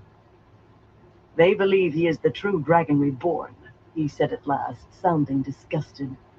They say he has broken all bonds according to the prophecies. Men forsake their lords, apprentices desert their masters, husbands abandon their families, and wives their husbands. It is a plague carried on the wind, a wind that blows from the false dragon. Morghez's eyes fell on a young man and woman huddled in each other's arms, watching her party pass. Sweat streaked the dirt on their faces, and dust coated their plain clothes. They looked hungry, their cheeks sunken, their eyes too big. Could this be happening in Andor? Had Rand al'Thor done this to Andor too? If he has, he will pay. The problem was making sure the cure was not worse than the disease. To deliver Andor even from this, and hand it to the White Cloaks.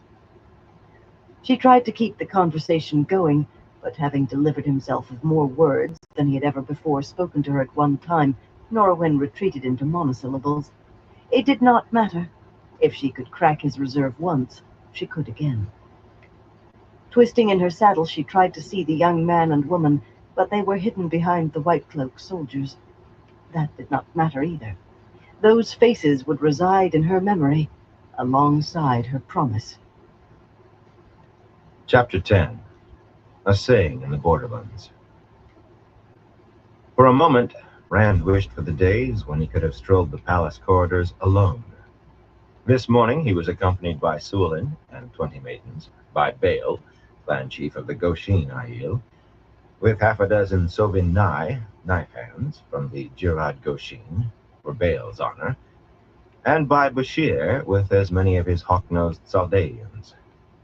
They crowded the broad, tapestry-hung hallway, the cotton-sore-clad Farder Mai and Sovin Nai staring through servants who bowed or curtsied hastily and got out of the way, and the younger Saldaeans swaggering in their short coats and their baggy breeches tucked into their boots. It was hot even here in the shaded passage, and dust motes danced in the air. Some of the servants wore the red and white livery they had worn when Morghez ruled, but most were new, garbed in whatever they had on when they came applying for the job. A motley collection of farmers and tradesmen's woods, mainly dark and plain, but running the range of colors, with here and there splashes of embroidery or bits of lace. Rand made a mental note to have Mistress Harfor, the first maid, find livery enough to go around, so the newcomers would not feel required to work in their best clothes. Palace livery was certainly finer than anything country folk had, except for perhaps feast days. The servants numbered fewer than in Morghez's day, and a good many of the red and white attired men and women were gray and stooped, out of the pensioners' quarters. Instead of fleeing, when so many others did, they had quit their retirement rather than see the palace become run down. Another mental note, have Mistress Harfor. First maid was an unprepossessing title, but Rena Harfor ran the royal palace day to day. Find enough servants so these oldsters could enjoy their pensions. Were the pensions still being paid with Morghez dead? He should have thought of that before. Alwyn Norrie, the chief clerk, would know. It was like being beaten to death with feathers. Everything reminded him of something else to be done. The ways. That was no feather.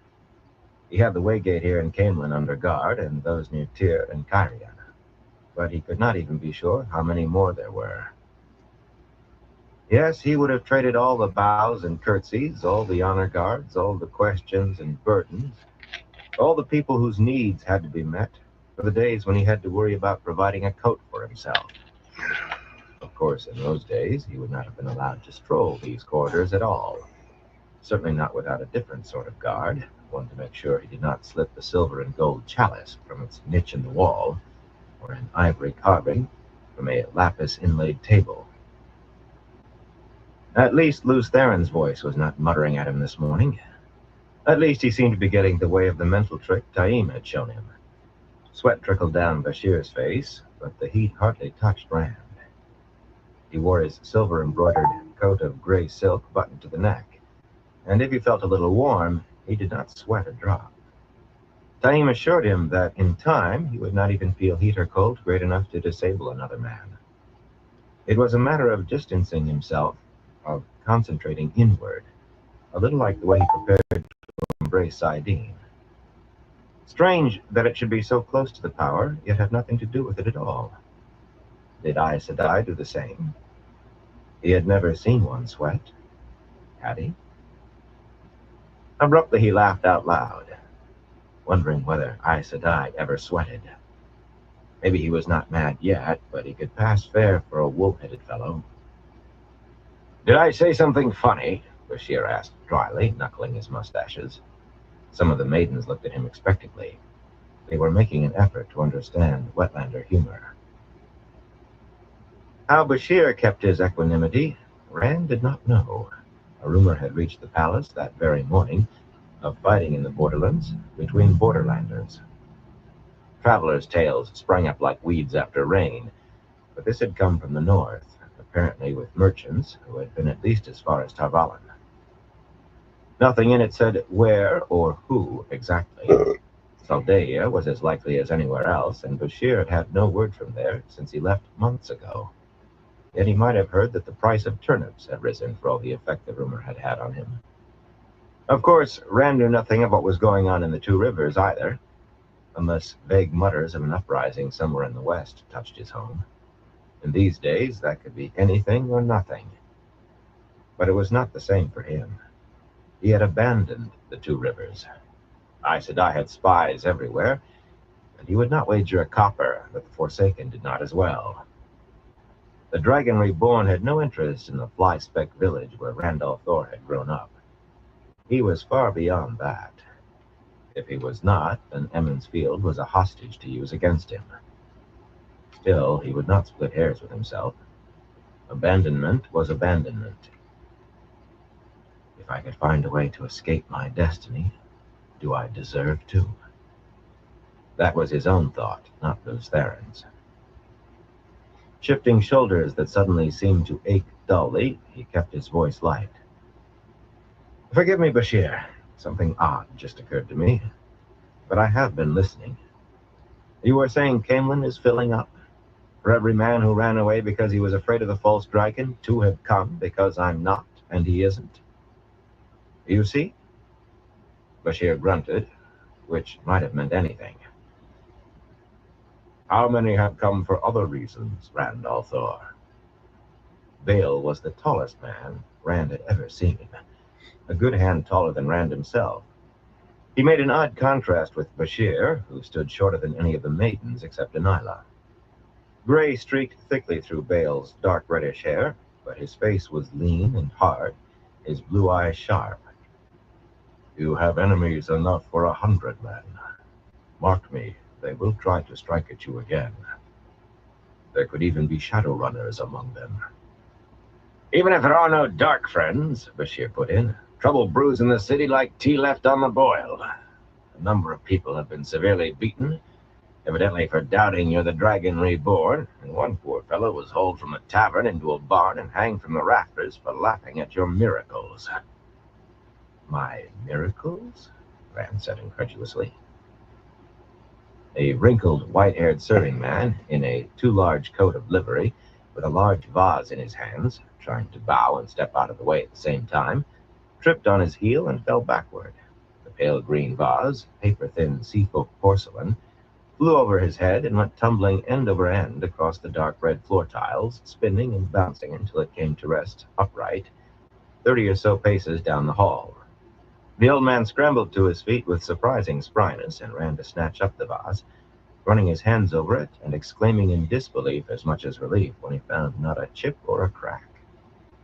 Other servants stared with just as much incredulity, before abruptly coming to themselves and hurrying on about their tasks. They avoided looking at Rand so hard that several forgot to bow or curtsy. Bashir and Bale exchanged looks, and Bashir blew out his thick mustaches. "Strange occurrences, then," he said. "Every day there's another story about a child falling headfirst onto paving stones from a window 40 feet up, without so much as a single bruise. Or a grandmother getting in the way of 24 runaway horses, only somehow they don't even buffet her, much less knock her down and trample her." Some fellow threw 5 crowns 22 times straight at dice the other day, and they laid that at your feet, too. Luckily for him. It is said, Bale added, that yesterday a basket of roof tiles fell from a roof and landed in the street unbroken in the shape of the ancient symbol of the Aes Sedai. He glanced at the open-mouthed, white-haired servant, clutching the vase to his chest as they passed. I do not doubt that it did. 1 second. Rand exhaled slowly. They did not mention the other sort, of course. The man who stumbled on a step and was hanged when his kerchief caught on the door latch, the loose slate ripped from a roof by a high wind that sailed through an open window, and the doorway to kill a woman sitting at table with her family. The sort of thing that did happen, but rarely. Only such things were not rare around him. For good or ill, for ill as often as good, he twisted chance merely by being within a few miles. No, if the dragons disappeared from his arms and the branded herons from his palms, he was still marked. There was a saying in the borderlands, duty is heavier than a mountain, death lighter than a feather. Once you had that mountain firmly on your shoulders, there was no way to put it down. There was no one else to carry it anyway, and no use whining about it. He made his voice brisk. Have you found the men who did the hanging? Bashir shook his head. Then find them and arrest them for murder. I want to stop to this. Doubting me isn't a crime. Rumor said the Prophet had made it one, but there was nothing he could do about that yet. He did not even know where Massima was, beyond somewhere in Gildan or Amadisia. If he had not gone elsewhere meantime. Yet another note chalked up in his head. He had to find the man and rein him somehow. No matter how far it goes, Bashir said, there are whispers you're a false dragon who killed Morghese with Aes Sedai help. The people are supposed to rise up against you and avenge their queen. There may be more than one someone. It isn't clear. Rand's face hardened. The first part he could live with. He had to. There were too many variations to stamp out however many times he denied it. But he would not tolerate incitement to rebellion. Andor would be one land he did not split apart in war. He would give Elaine a land as unblemished as it had come to him. If he ever found her, he would. Find who began it, he said harshly, and toss them in prison. Right, how to find who started a whisper. If they seek pardon, they can ask Elaine for it. A young serving woman in a rough brown dress, dusting a blue spun-glass bowl, caught sight of his face, and the bowl dropped from her suddenly shaking hands and shattered. He did not always alter chance. Is there any good news? I could do with some. The young woman bent unsteadily to gather up the shards of the bowl, but Suolin glanced at her, just glanced, and she sprang back, flattening herself wide-eyed against a tapestry showing a leopard hunt. Rand did not understand it, but some women seemed more frightened of the maidens than they did of Aiel men. The young woman looked at Bale as if hoping he would protect her. He did not appear to see her at all. That depends on how you define good news, Bashir shrugged. I've learned that Elorian of House Tremaine and Pelivar of House Kurlan entered the city 3 days ago. Sneaked in, you might say, and neither has come near the inner city that I've heard. Talk in the streets as Dylan of House Teravin in the country nearby. None of them has responded to your invitations. I've heard nothing to connect any of them to the whispers. He glanced at Bale, who gave a slight shake of his head. We hear less than you, Davram Bashir. These people speak more freely around wetlanders. It was good news, in any case. Those were people Rand needed. If they believed him a false dragon, he could find a way around that. If they believed he had killed Morghese, well, so much the better if they remained loyal to her memory and her blood. Send them fresh invitations to visit me. Include Dylan's name.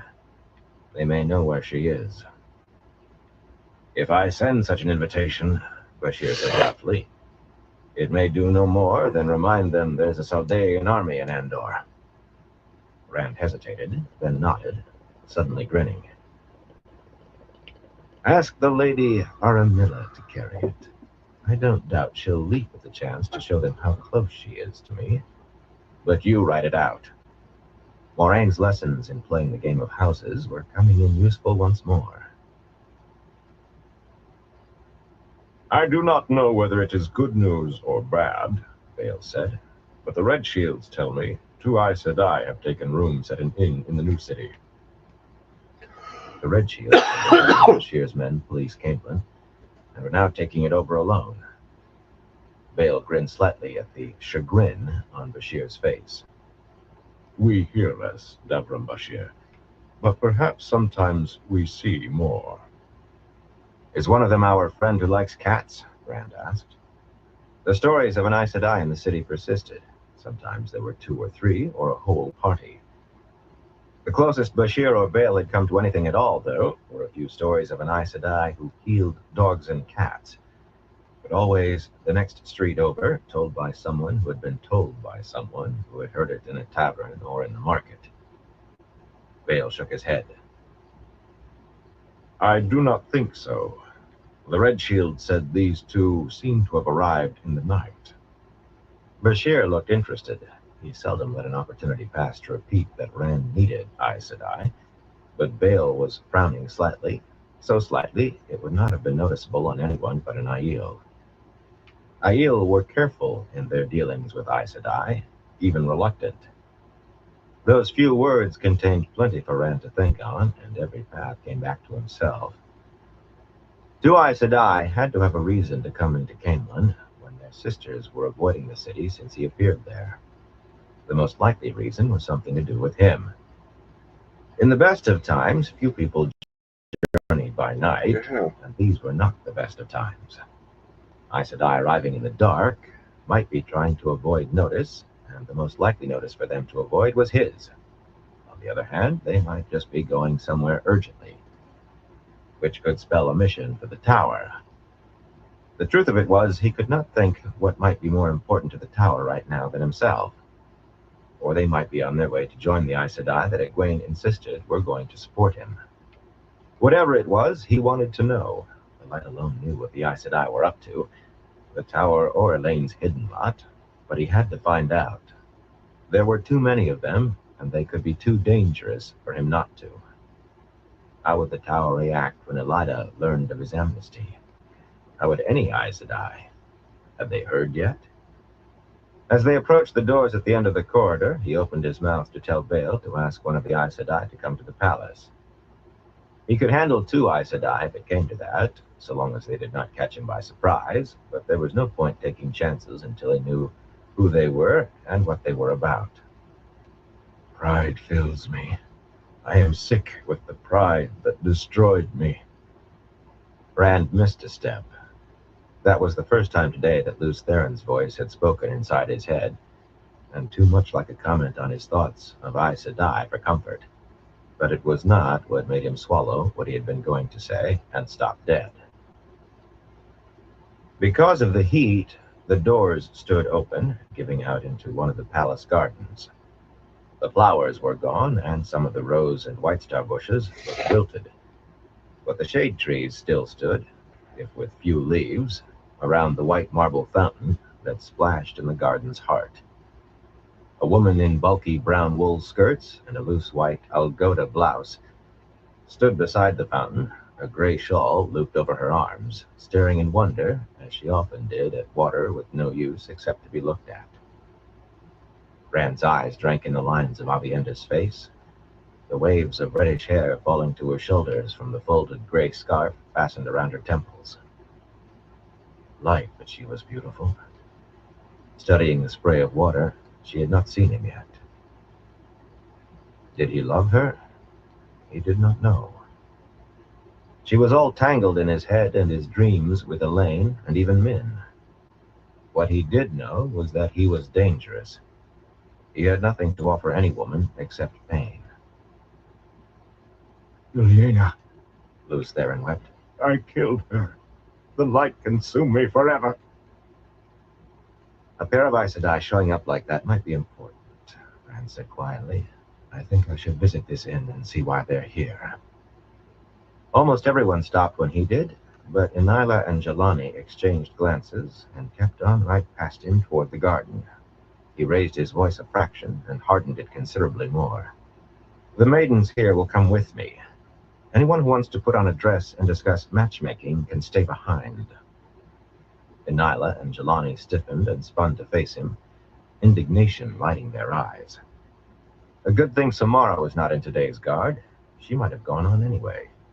Thulin's fingers flashed in maiden hand talk, and whatever she had to say, it quenched indignation and set embarrassed flames in the two maidens' cheeks instead. The Aiel had all sorts of hand signals for when silence was best. Every clan had its private set, and every society as well, besides which there were those all the Aiel knew, but only the maidens had made a language of them. Rand did not wait for Thulin to finish before turning away from the garden. These Aes Sedai might leave Caemlyn as quickly as they had come. He glanced over his shoulder. Avienda was still staring at the water. She had not seen him. He quickened his step. Bashir, would you send one of your men to have horses ready? At the south stable gate. The main gates of the palace opened onto the Queen's Plaza, which would be full of people hoping for a glimpse of him. It would have taken half an hour to make a way through, if he was lucky. Bashir motioned, and one of the younger Saldaeans loped ahead in that rolling stride of a man more used to a saddle. A man must know when to retreat from a woman, Bashir said to the air, but a wise man knows that sometimes he must stand and face her. Young men, Bale said indulgently. A young man chases shadows and runs from moonlight, and in the end he stabs himself in the foot with his own spear. Some of the other Aiel chuckled, maidens and knife hands alike. The older ones did. Irritated, Rand looked over his shoulder again. Neither of you would look well in a dress. Surprisingly, the maidens and knife hands laughed again, more loudly. Maybe he was gaining a grip on Aiel humor. It was as he expected when he rode out of the south stable gate into one of the inner city's curving streets. Jotun's hooves rang out on the paving stones as the stallion frisked. The dapple seldom got out of the stable of late. There were plenty of people in the street, but nowhere near the numbers to be expected on the other side of the palace, and all going about their own business. Even so, fingers pointed and people leaned close to one another, murmuring. Some might have recognized Bashir. Unlike Rand, he had been out and about in the city often, but anybody emerging from the palace, especially with an escort of trotting Aiel, had to be important. The murmurs and pointing fingers followed. Despite the stares, Rand tried to enjoy the beauties of the Ogier-built inner city. The few occasions he found to just enjoy anything were precious. Streets curved out from the shining white royal palace, flowing along the contours of the hills like a part of the land. Everywhere stood slender towers covered in colored tiles, or domes of gold or purple or white sparkling in the sunlight. Here a line of sight had been left clear to give a view of tree-filled park. There a rise through the eyes across the city to the rolling plains and forests beyond the tall silver-streaked white wall that enclosed all of Caemlyn. The inner city had been laid out to delight and soothe the eye. According to the Ogier, only Tarvalin itself and storied Manetheren had ever surpassed it, and many humans, Andorans foremost among them, believed that Caemlyn matched either. The pure white walls of the inner city marked the beginning of the surrounding new city with its own domes and spires, some trying to match the height of those in the inner city on its higher hills. Here the narrower streets were packed full of humanity, and even the broad boulevards, split down the middle by tree-lined expanses, were filled with people in box carts and horse-drawn wagons, back and in carriages and sedan chairs. Excuse A me. buzz hung in the air as from a huge hive of bees. Passage was slower here, though the crowds gave way. They did not know who he was, any more than did those in the inner city, but no one wanted to get in the way of striding Aiel.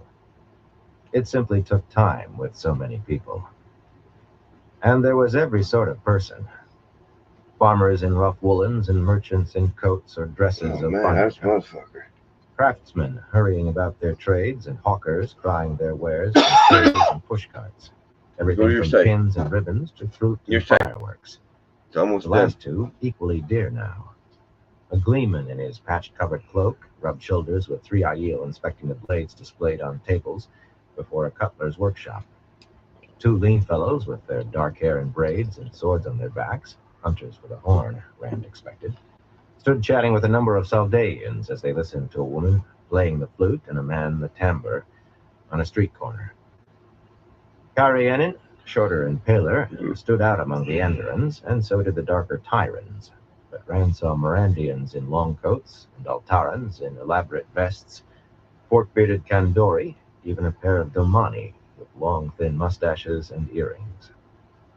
Another sort of people stood out too, those who wandered about in rumpled coats and wrinkled dresses, often dusty and always blinking and staring, plainly with nowhere to go and no idea of what to do next. That sort had gone as far as they could go toward what they sought. Him, the dragon reborn. What he was to do with them he had no notion, yet they were his responsibility, one way or another. No matter that he had not asked them to throw over their lives, had not wanted them to abandon everything. They had, because of him. And if they learned who he was, they might well overwhelm the Aiel and tear him apart in their eagerness just to touch him. Quit being pushy. He touched the fat little man Angriel in his coat pocket. A fine thing, if it came to him using the one power to protect himself against people who had given up everything because of him. That was why he seldom ventured into the city. One reason, anyway. There was just too much to be done to go for an idle ride. The inn Bale led him to, toward the western end of the city, was called Culane's Hound. 3 stories of stone with a red tile roof. On the twisting side street, the passing throng backed up both ways, narrowing to crowd around Rand's party when it stopped. Rand touched the Angriol again. 2 Aes Sedai, he should be able to handle them without resorting to that, before dismounting and going in. Not before 3 maidens and a pair of knife hands, of course, all on their toes, and a hair from bailing. He could have taught a cat to sing first. Leaving 2 Saldaeans with the horses, Bashir and the others strode in at his heels, along with Bale, the rest of the Aiel following, except for those who had taken up guard outside. What they found was not what Rand expected. The common room could have changed places with any of 100 or more in Caemlyn. Great barrels of ale and wine lining one plain plastered wall, topped with smaller casks of brandy, and a gray-striped cat sprawled on top of all, a pair of stone fireplaces, the hearths swept bare, and 3 or 4 aproned serving women moving among tables and benches scattered around a bare wooden floor beneath a beamed ceiling. The innkeeper, a round-faced man with 3 chins, a white apron straining around his bulk, trotted up washing his hands and eyeing the Aiel only a touch nervously. Caemlyn had learned they were not going to pillage and burn everything in sight. Convincing the Aiel that Endor was not a conquered land, and they could not take the 5th, had been a harder proposition. But that was not to say innkeepers were used to having 24 appear in their common rooms at once. The innkeeper concentrated on Rand and Bashir. Mainly on Bashir. Both men were clearly men of substance by their clothes, but Bashir was the elder by a good many years, and thus likely to be the more important. "Welcome, my lord, my lords. What may I offer you? I have wines from Murandy, as well as Andoran, brandy from—" Rand ignored the man. What was not like 100 other common rooms was the patrons. At this hour, he would have expected 1 or 2 men, perhaps, but there were none. Instead, most of the tables were filled with plainly dressed young women, girls, really, for the most part, who twisted around on their benches, teacups in hand, to gawk at the new arrivals. More than one gasped at Bale's height. Not all of them stared at the Aiel, though, and it was the near dozen who gaped at him that made Rand's eyes widen. He knew them. Not all well, but he did know them. One in particular seized his attention. "Bode?" he said in disbelief. That big-eyed girl staring at him, when had she gotten old enough to put her hair in a braid, was Bodewin Cawthon, Matt's sister. And there was plump Hilda Barron sitting next to skinny Geraldine Alcar, and pretty Marisa Ahan, with her hands clapped to her cheeks the way she always did when surprised, and buxom Emery Lewin, and Elise Marwin, and Daria Candwin, and they were from Emmons Field, or close by. Darting a look over the rest of the tables, he realized the others must be Two Rivers girls, too. Most of them, anyway. He saw a demonic face, and one or two more that might be from off. But every dress could have been seen any day on the green in Emmons Field. "What under the light are you doing here?" "We are on our way to Tarvalon," Bode managed, despite gaping. The only thing about her that looked at all like Matt was a mischievous something around the eyes. Her astonishment at seeing him vanished quickly in a broad smile of wonder and delight. "To become Aes Sedai, like Egwene and Nynaeve." "We could ask the same of you," willowy Lorraine A. Ellen put in, arranging her thick braid over her shoulder with studied casualness. The oldest of the Emmons Field girls, a good 3 years younger than him, but the only one besides Bode to have her hair braided. She had always had a good opinion of herself. She was pretty enough for all the boys to have confirmed it for her.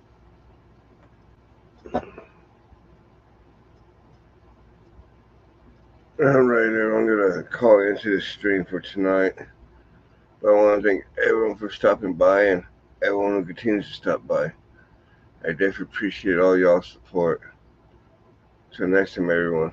Y'all stay safe out there.